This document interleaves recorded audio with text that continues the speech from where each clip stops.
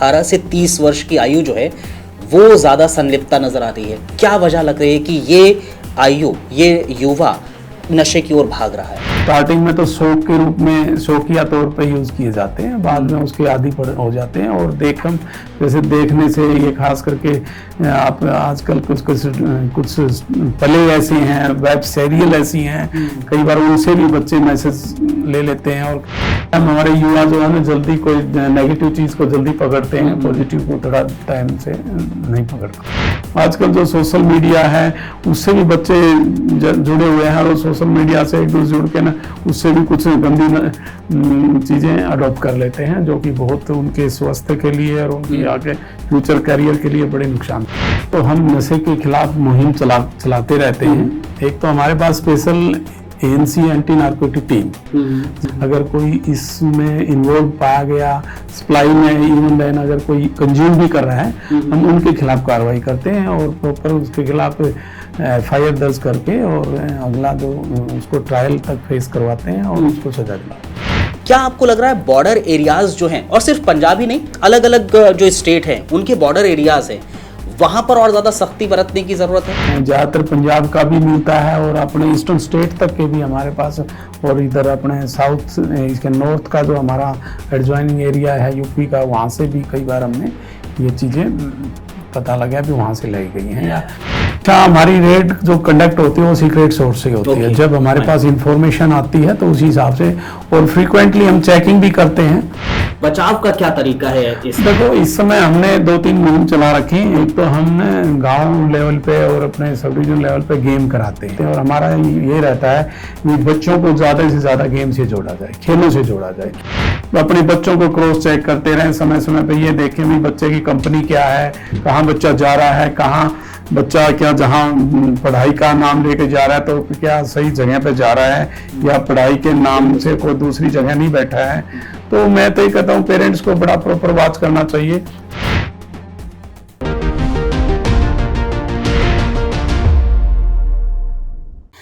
हमारी टीम लगातार अलग अलग गांव में पहुंच रही है, वहां सरपंचों से, प्रतिनिधियों से मुलाकात कर रही है और नशे के खिलाफ किस तरह से वो सहयोग कर रहे हैं और क्या कुछ कदम उठाए जा रहे हैं उस बाबत बात कर रही है। ऐसे ही आज हमारी टीम दरअसल हिसार के गांव अग्रोहा आ गई है, और यहाँ मेरे नज़दीक में जो बैठे हुए शख्स हैं दरअसल DSP law and order Sajjan Singh साहब इनको कहते हैं। बेहतरीन काम कर रहे हैं। लॉ एंड ऑर्डर के अगर सिलसिले का जिक्र करें, तमाम तरह की गतिविधियां हमने देखी और उस पर इन्होंने काम किया है। आज हमारी टीम इनके पास पहुंची है, इसका एक असल मकसद है कि कैसे ये काम नशे के खिलाफ कर रहे हैं, नशे के खिलाफ इनकी टीम किस तरह से काम कर रही है, डिटेल में जानेंगे। सीधे हमारे साथ हैं सर, बहुत बहुत शुक्रिया आपका, आपने कीमती वक्त हमें दिया, बेहद शुक्रिया। सर, आपका जो अग्रोहा है, यहाँ ये डिस्ट्रिक्ट है, यहाँ अभी हम शुरुआत का अगर जिक्र करें, नशे को लेकर कितनी यहाँ सक्रियता नजर आ रही है और आपकी टीम किस तरह से वर्क करती हुई नजर आ रही है, जरा डिटेल में आप बता सकते हैं? देखो, हम नशे के खिलाफ मुहिम चलाते रहते हैं। एक तो हमारे पास special ANC anti narcotic team, जिसमें हम अपना उनका एक स्पेशल यही रहता है कि भी अगर हमें इस तरह की कोई सूचना मिलती है, खबर मिलती है, तो उस पर हम रेड कंडक्ट करते हैं और अपने सीक्रेट सोर्स हम रखते हैं। अगर कोई इसमें इन्वॉल्व पाया गया, सप्लाई में इवन देन अगर कोई कंज्यूम भी कर रहा है, हम उनके खिलाफ कार्रवाई करते हैं और प्रॉपर उसके खिलाफ FIR दर्ज करके और अगला जो उसको ट्रायल तक फेस करवाते हैं और उसको सजा दिलाते हैं। अच्छा, और मेन सोर्स क्या नज़र आता है आपको? क्योंकि हमने देखा है पंजाब में बहुत ज़्यादा नशे का कारोबार हो रहा था, वहाँ पर युवा संलिप्त नज़र आ रहे थे, और अब वो धीरे धीरे बढ़ता हरियाणा में नज़र आ रहा है। और यही वजह है कि हमने ये कोशिश की है कि आप लोगों के साथ मिलकर इसके खिलाफ लोगों को जागरूक किया जाए। क्या आपको लग रहा है बॉर्डर एरियाज जो हैं, और सिर्फ पंजाब ही नहीं, अलग अलग जो स्टेट हैं उनके बॉर्डर एरियाज हैं, वहां पर और ज्यादा सख्ती बरतने की जरूरत है? क्या सोर्स ऑफ आपको ड्रग्स क्या नजर आता है, नशे का सोर्स क्या नजर आता है? मेन तो इनका अंडरग्राउंड सप्लाई का ही रहता है। कोई अननोन के खिलाफ भी कई बार हमारे ऐसा सीन आया है कि भी चलते हुए लोगों से भी ले लिया जाता है, या फिर दूसरी स्टेट में जाके भी ऐसा है और हम वहाँ तक पहुँचते भी हैं।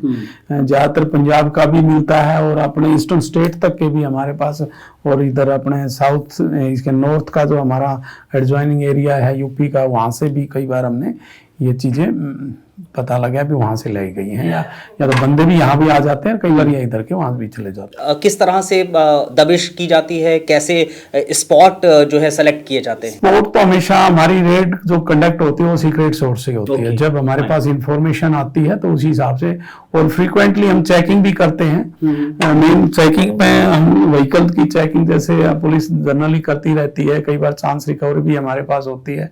हम कोई किसी भी और रेड कंडक्ट कर रहे हैं, चाहे वह इलीगल वेपन की रेड कोई सोर्स है या कोई चोरी से संबंधित कोई हमारे पास कोई इंफॉर्मेशन है कि भी वहाँ ये चीज़ें मिल सकती हैं, तो उसमें भी कई बार हमें ये चीज़ें ड्रग्स से रिलेटेड चीज़ें मिली। सर, क्या आपको लग रहा है कि आज की तारीख में हरियाणा के अंदर युवा, और ख़ासकर कई मैंने रिसर्च करी, पढ़ा है, वहाँ पर कई आंकड़े नज़र आए हैं कि 18 से 30 वर्ष की आयु जो है वो ज़्यादा संलिप्तता नज़र आ रही है। क्या वजह लग रही है कि ये आयु, ये युवा नशे की ओर भाग रहा है?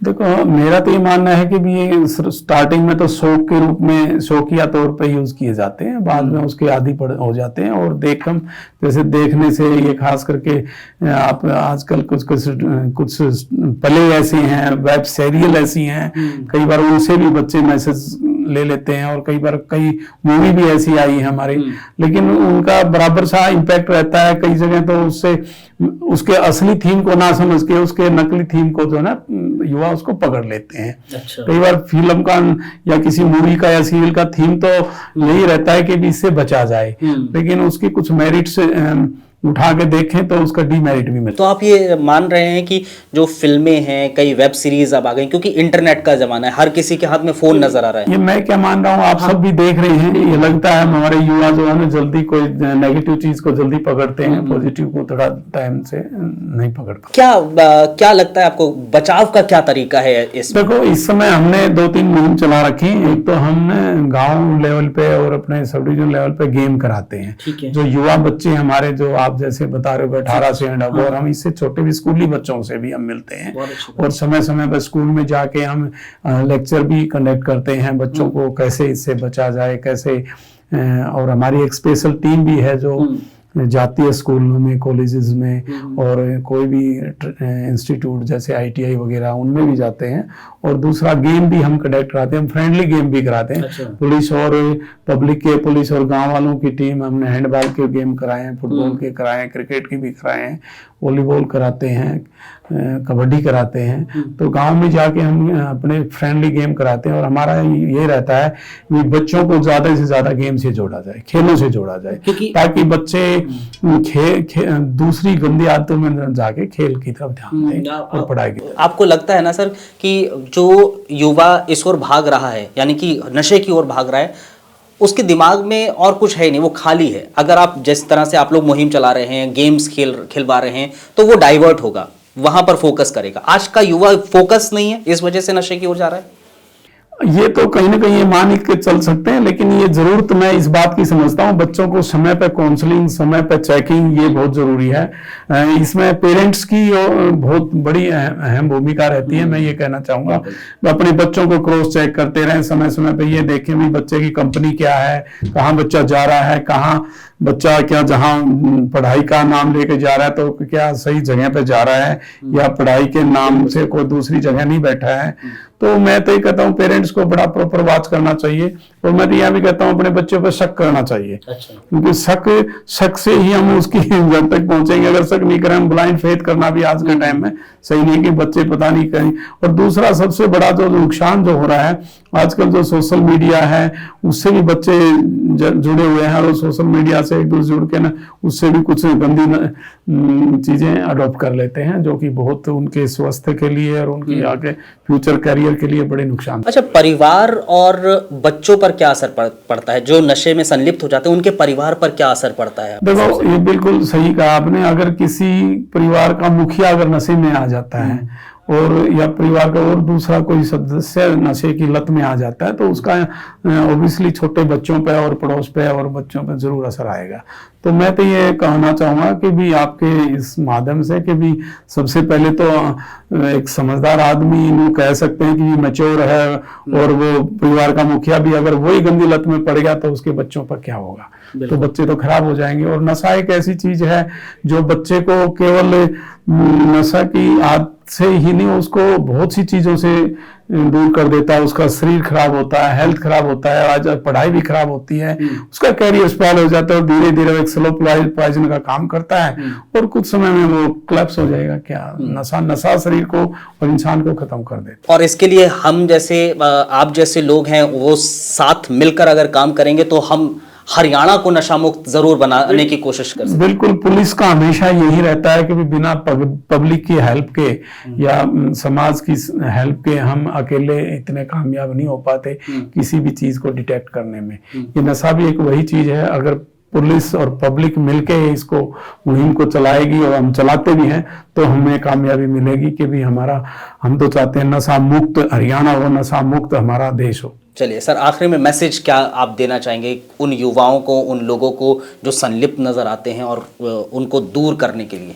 मैं आपके माध्यम से और आपके चैनल के माध्यम से यही बात कहना चाहूँगा कि भी हमारे युवाओं को, हमारी जनता को नशे से बहुत दूर रहना चाहिए, ताकि हमारा उस बच्चे का भविष्य, उसके परिवार का भविष्य, उसका देश का भविष्य सुरक्षित रहे। बहुत धन्यवाद सर, बहुत शुक्रिया आपका। धन्यवाद, आप हमारे साथ जुड़े और इस पर तफसील से विस्तार से बातचीत की। धन्यवाद, आप सबका भी बहुत बहुत शुक्रिया।